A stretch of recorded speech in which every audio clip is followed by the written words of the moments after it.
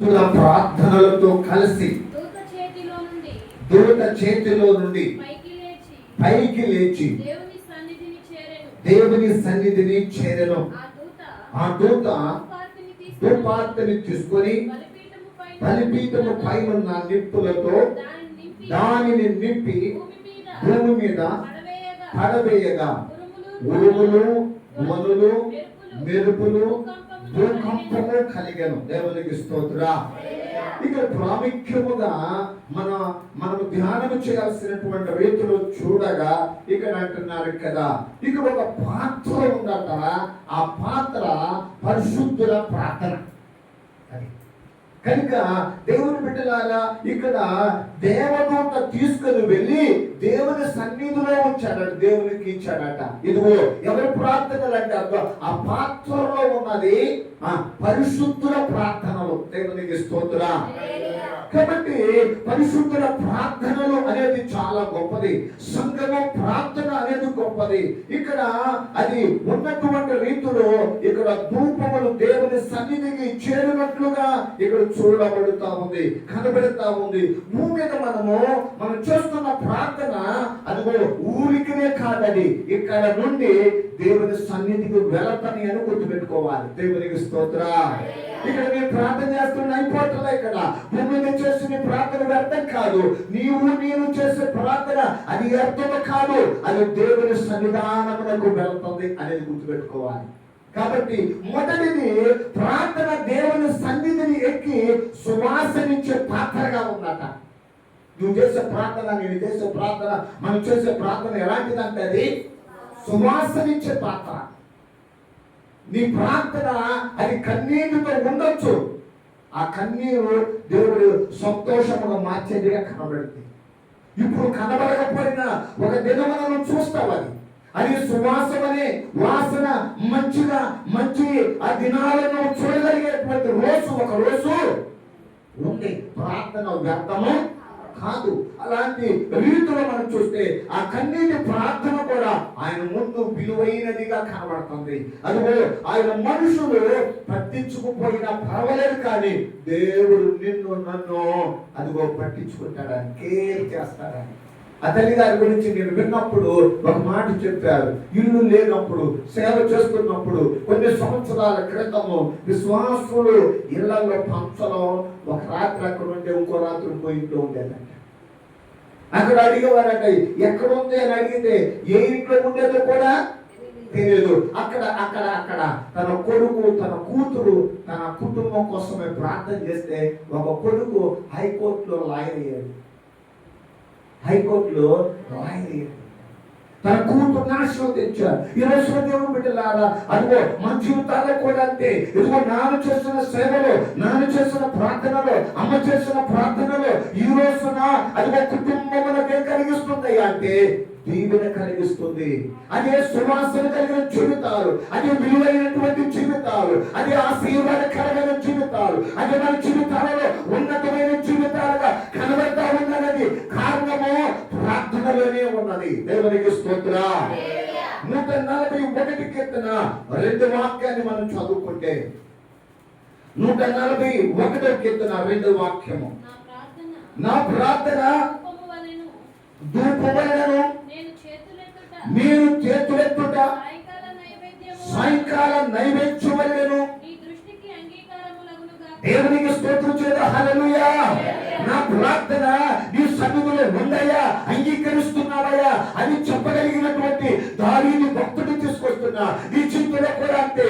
ఇదిగో సమస్యల మధ్యలో ఉండొచ్చు, ఇబ్బందుల మధ్యలో ఉండొచ్చు, కష్టాల మధ్యలో ఉండొచ్చు, అనారోగ్యమైన పరిస్థితుల మధ్యలో ఉండొచ్చు, కానీ ఈ ప్రార్థన దేవుని దగ్గరకు వెళ్తుందని గుర్తుపెట్టుకో. దేవునికి స్తోత్రం. అక్కడి నుండి వచ్చే సమాధానము, అక్కడి నుండి వచ్చే జవాబు ఎలా ఉంటుందో తెలుసా? ఎవరు ఊహించలేనిది, ఎవరు గ్రహించలేనిది, ఎవరు అంచనా చేయలేనిది. ఏ స్థితిలోనైనా నిన్ను దర్శించవచ్చు, ఏ పరిస్థితులనైనా దేవుడు మాట్లాడవచ్చు, ఏ పరిస్థితులనైనా ఈ కుటుంబ జీవితాలలో, బిడ్డల జీవితాలలో చేంజ్ చేయొచ్చు. అది దేవునికి స్తోత్రం. ఆయన ఒకరిని హెచ్చించువాడు, ఆయనే ఒకరిని తగ్గించువాడు. అంటే దేవుని చేతిలో ఉన్నది. ప్రకటన గ్రంథము 5వ అధ్యాయం 8వ వచనములో చదువుకుంటే ఆయన దానిని తీసుకొనినప్పుడు ఆ 4 జీవులను వీణలను ధూప ద్రవ్యములతో నిండిన ఆ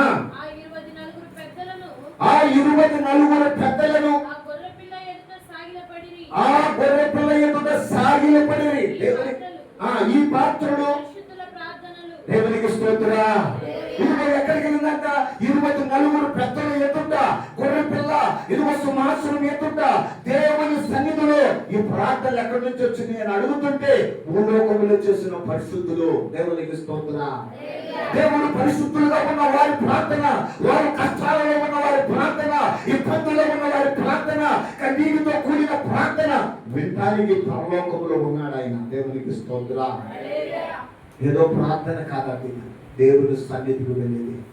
అది మొదటిది ఏ ప్రార్థనగా మనం చూపిస్తున్నాడు అంటే సువాసన కలిగిన ప్రార్థన ఉంది. ఆ ప్రార్థన మనం చేయాలి. ఇదిగో కష్టపడ్డానికి సాలిక ఎంత ప్రయాసపడడం కాదు, ఇది చాలనిది. ఇంకా మనం ప్రయాసపడాల్సింది చాలా ఉంది. ఇది కాదు, ఇంకా ప్రయాసపడాల్సి ఉంది, కష్టపడాల్సి ఉంది. ప్రయాసములో ఎన్నో అవమానాలు ఉంటాయి, ఎన్నో కష్టాలు ఉంటాయి, ఎన్నో వ్యతిరేకతలు ఉంటాయి, ఎన్నో ఆటుపోట్లు ఉంటాయి, ఎన్నో రకాల ఇబ్బందులు ఉంటాయి. దానిని బట్టి మన ప్రయాణము అయిపోవటానికి వీలేదు. ముందుకు వెళ్లాల్సిన రీతి ఉంది. మంచి దానికి ఎవరో తోడ్పడడు, చెడ్డదానికి అందరూ సహకరిస్తారు. లోకం మంచి పని చేస్తున్నావు, మంచి కార్యం కోసం నిలబడ్డావు, మంచి చేయడానికి నిలబడ్డావు, నీకు సహకరించే వాళ్ళు ఒక్కరు కూడా ఉండరు. నువ్వు ఒక్కదానివే ఉండొచ్చు ఒకసారి. అయినను నీకు తోడుగా ఉన్నది దేవుడే. దేవునికి స్తోత్రం. దేవుడే తోడుంటాడు, దేవుడే బలపరుస్తాడు, దేవుడే ధైర్యపరుస్తాడు, దేవుడే నడిపిస్తాడు, దేవుడే నిన్ను ముందుకు తీసుకెళ్తాడు, నన్ను ముందుకు తీసుకెళ్తాడు. మనకు సహాయం ఎవరో తెలుసా? దేవుడే. లోకమంతా ఇదిగో ఇటు పిచ్చోడు అనుకోవచ్చు, ఏంట్రా ఎట్టున్నాడు, ఏంట్రా ప్రార్థన, ఏంట్రా ఇదిగో వాక్యం, ఏంట్రా లేకపోతే ఏంటో ఇది ఎట్టున్నారు, ఏంట్రా వీళ్ళు అనుకోవచ్చు. కానీ దేవుడు తగిన సమయంలో ఎక్కడ నిన్ను నిలుపుతాడో ఎవరికి తెలియదండి. దేవునికి స్తోత్రా. తిరిగి చూద్దామా? హల్లెలూయా. అందుకోసమే ఇక్కడ ప్రార్థన దేవుని యొక్క హృదయాన్ని కదిలించేదే ప్రార్థన. ఆయన హృదయం అంట కదిలిపోతాట. ఎప్పుడైతే ఇదిగో ఒక చిన్న కథ విన్నా. ఆ కథ ఏంటయ్యా అంటే ఒక వ్యక్తి అదిగో ఒక అతనికి దానం చేయమంటే అడుగుతా ఉంటే ఆ వ్యక్తి దానం చేయడానికి వచ్చి ఏదో కొంత డబ్బులు ఇవ్వాలనుకుని కొంచెం ఇచ్చాడట. కొంచెం ఇచ్చినప్పుడు అనుకున్నాడట, థ్యాంక్స్ అండి, థ్యాంక్ యూ అన్నాడట. థ్యాంక్ యూ ఇచ్చినప్పుడు కృతజ్ఞత. తనకి ఉద్యోగము చెప్పాడట, ప్రతి నెల వస్తాను, నెల వస్తే నాకు వచ్చేటువంటి శాలరీలో నీకు ప్రతి నెల 2000 నీకు ఇస్తా అన్నాడట. ఈ మరి అడుగుతున్నటువంటి అతనికి అని అంటే సరే అన్నట. వెళ్ళాడట. అదిగో ఫస్ట్ నెల వచ్చేసేసి అదిగో 2000 ఇచ్చాడట. థ్యాంక్ యూ అన్నాడు. Thank you. 2 నెలలు ఎదురు చూస్తూ ఉన్నాడట. ఆ 2 నెలలు వచ్చినప్పుడు అదిగో అలాగ ఇచ్చినప్పుడు తీసుకున్నాడు. తీసుకున్న తర్వాత మౌనంగా ఆయన ఎంక చూసి మేల్కొని ఉన్నాడట. 3 నెలలు వచ్చినప్పుడు అదిగో అలాగున థ్యాంక్స్ చెప్పకుండా అతడు ఇచ్చినప్పుడు అదిగో లేట్ అయితే అలాగ మొహం ఎంక చూసి మేల్కొని ఉన్నాడట. 3 నెల అయ్యేటప్పుడు కల్లా అతని జీవితంలో చేంజ్ అవుతుంది. మొదటి నెలలోనేమో థ్యాంక్ యూ చెప్పాడు, 2 నెలలేమో మొహం చూశాడు, 3 నెలల ఆలస్యం అయితే బాధపడ కోపం అవుతుందంట. 4 నెలలో మీది ఫస్ట్ నెలలో ఇతను చూశాను, ఇతనులో థ్యాంక్స్ గివింగ్ మనసు ఉంది. ఇప్పుడు చూస్తేనేమో అట్లున్నాడు అని 4వ నెలలో అతను అదిగో 1500 ఇచ్చాడు. నాకు నేను ఇతను అన్నది 2000, కానీ నాకు ఎంత ఇచ్చాడు? 1500 ఇచ్చాడు అని ఆలోచించుకున్నాడు. 5వ నెల వచ్చేసరికి అతను ఏం చేశాడయ్యా అంటే 500 ఇచ్చాడండి. ఈసారి 1500 ఆపేసుకొని అప్పుడు అడిగాడట, ఎందుకు ఇలా చేస్తున్నావు, నాకు ఇస్తానన్నావు కదా అంటే అదిగో నా ఇంట్లో సమస్యలు ఎక్కువగా ఎక్కువగా ఉండటం వలన నేను ఇవ్వలేకపోతున్నాను అని చెప్పాడంట. అయితే దాని అర్థం ఏంటయ్యా అంటే లాస్ట్ తనలో ఉన్న అది బిహేవియర్ అంటే చూసావా, ప్రవర్తన ఉందో చూసావా, అది మారటాన్ని బట్టి అతనిలో ఏమొచ్చిందయ్యా అంటే అదిగో తీసుకోవాల్సిన దానిని కూడా వెనక తగ్గేటట్టుగా అయిపోయింది. ఈ రోజున మనకు పొందుకోవాల్సిన మనము థ్యాంక్స్ గివింగ్ లేకపోతే, కృతజ్ఞత లేకపోతే వెనకైపోతాం మనం. అది పొందుకోలేము మనం. ఎవరి చేతిలో ఉందో తెలుసా? అది మన చేతిలోనే ఉన్నది.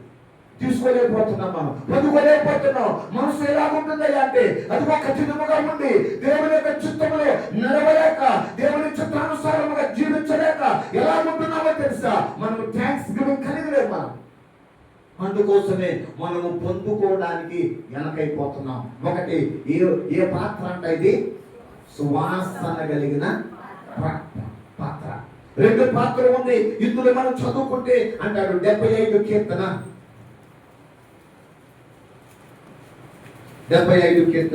8 వాక్యాన్ని చదువుకుందామా? యెహోవా చేతిలో ఒక పాత్ర ఉన్నది, అందులోని ద్రాక్షారసము పొంగుచున్నది. ఒకసారి కొంచెం పాత్ర కనబడుతుంది. ఈ 75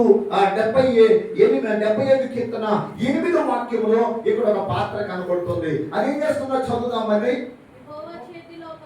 ఆయన చేతిలో ఒక పాత్ర ఉందట, అందులోని ద్రాక్షారసము పొంగుచున్నది, అది సంభారముతో నిండి ఉన్నది. ఆయన దానిలో నుండి పోయిచున్నాడు.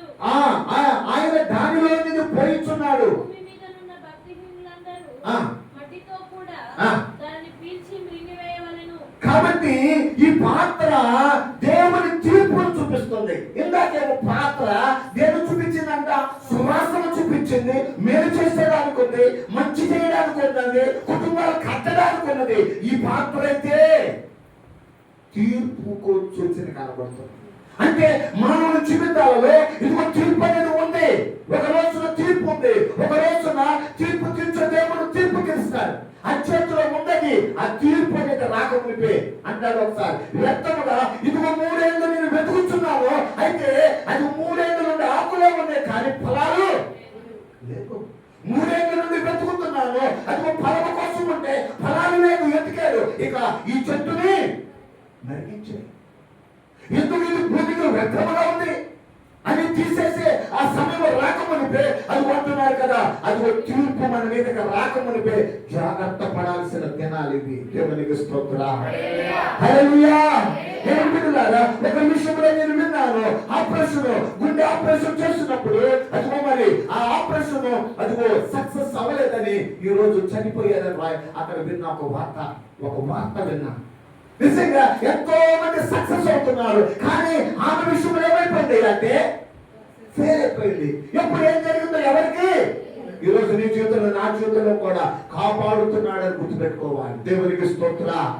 కనుక ఆ పాత్ర అధికారాన్ని తెలియజేస్తుంది. ఆ పాత్ర దేవుని చేతిలో ఉన్నది. అది తన లోకమంతటిని కూడా ఆయన చూస్తున్నాడు. అలాంటి విషయాలను గమనించాలి. దానియేలు గ్రంథము 2వ అధ్యాయము 21వ వచనాన్ని మనం చదువుకుంటే, దానియేలు గ్రంథము 2వ అధ్యాయం 21వ వచనాన్ని చదువుకుంటే 21 ఆయన కాలములను సమయములను మార్చువాడై ఉండి రాజులను త్రోసివేసి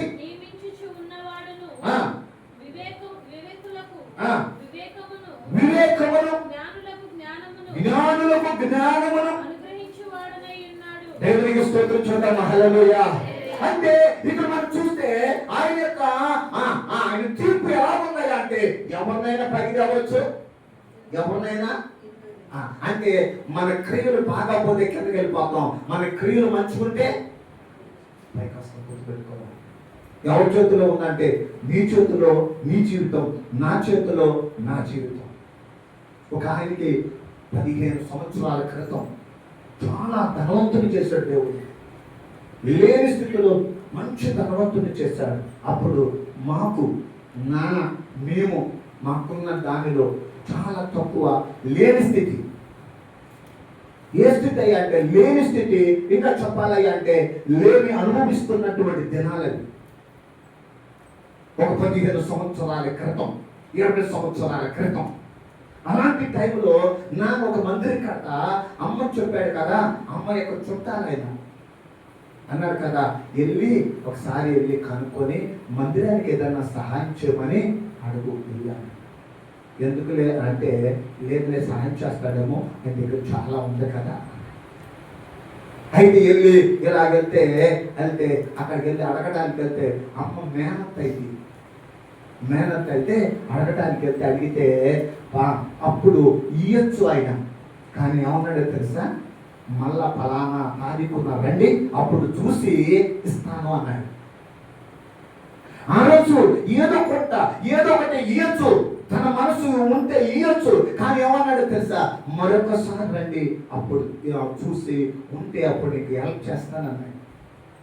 వెళ్ళిపోయిందమ్మా. ఆ టైం కాకుండా మరొక టైం వెళ్ళింది. అప్పుడు అన్నాడు ఏమన్నాయా అంటే, ఆ రోజు నేను చెప్పిన టయానికి మీరు వస్తే సపోర్ట్ ఇచ్చేవాడిని, ఇప్పుడు నా చేతిలో లేదు అన్నాడు.